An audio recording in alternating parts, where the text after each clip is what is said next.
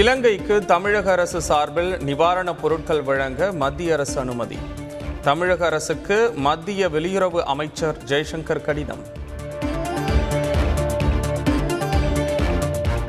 சென்னை அடையாறு மதுரை கோரிப்பாளையம் மேம்பால பணிகளுக்கு அடிக்கல் நாட்டினார் முதல்வர் ஸ்டாலின். குமரியில் திருவள்ளுவர் சிலை மற்றும் விவேகானந்தர் பாறை இடையே கண்ணாடி இழை நடை மேம்பாலம் அமைகிறது.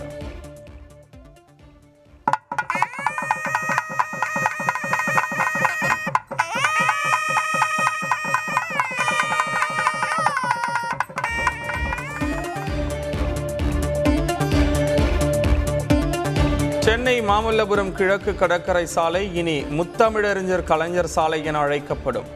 நெடுஞ்சாலைத்துறை விழாவில் முதலமைச்சர் ஸ்டாலின் அறிவிப்பு. நோர்டிக் உச்சி மாநாட்டில் பங்கேற்பதற்காக பிரதமர் மோடி வெளிநாடு பயணம். ஜெர்மன், டென்மார்க், பிரான்ஸ் நாடுகளில் சுற்றுப்பயணம் மேற்கொள்கிறார்.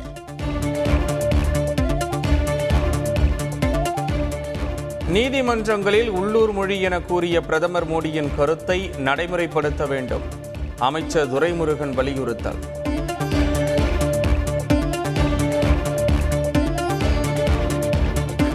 இலங்கையின் நெருக்கடியை சுமக்க இந்தியா தயார் என தமிழக பாஜக தலைவர் அண்ணாமலை கருத்து.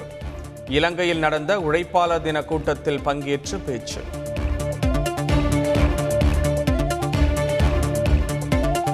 ரம்ஜான் பண்டிகை மே 3ஆம் தேதி கொண்டாடப்படும். அரசு தலைமை காஜி சலாவுதீன் முகமது அயூப் அறிவிப்பு.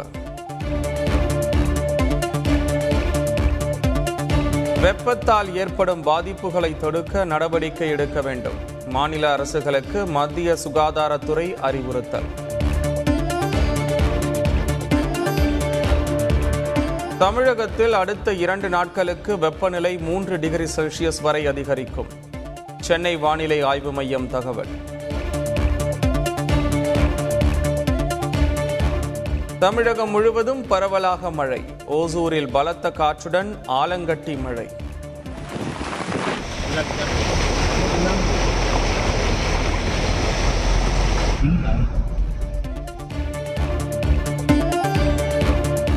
விவசாய நிலங்களை சேதப்படுத்தும் காட்டு பன்றிகளை சுட்டுக் கொல்லும் உத்தரவு விரைவில் வெளியாகும்.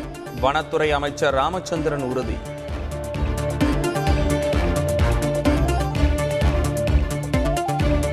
திண்டுக்கல் கன்னிவாடி பகுதியில் காட்டு யானைகளை விரட்டும் பணி நாளை துவங்கும். தும்கி யானைகளுடன் பயிற்சி பெற்ற 50 வன ஊழியர்கள் தயார்.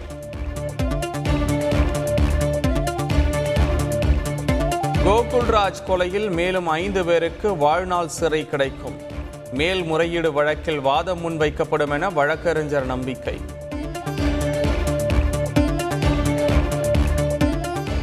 நாமக்கல் அருகே வீட்டில் தூங்கிக் கொண்டிருந்த பள்ளி மாணவி கடத்தல்.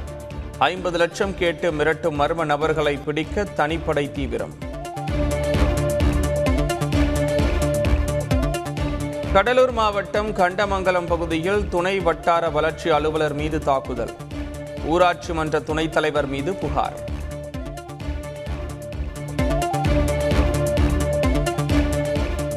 இந்திய சீன எல்லையில் எந்த இடத்தையும் ராணுவம் விட்டுக் கொடுக்காது.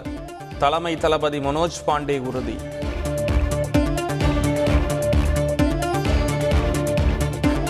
தமிழகத்தில் ஏப்ரல் மாதத்தில் மட்டும் 9,724 கோடி ரூபாய் அளவிற்கு ஜிஎஸ்டி வசூல்.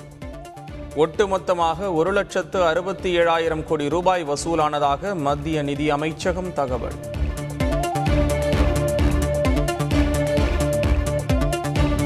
நாட்டின் மருந்து ஏற்றுமதி கடந்த 8 ஆண்டுகளில் 103% அதிகரித்துள்ளது. மத்திய அமைச்சர் பியூஷ் கோயல் தகவல்.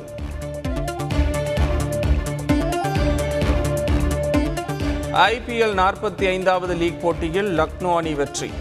6 ரன்கள் வித்தியாசத்தில் டெல்லி அணியை வீழ்த்தியது.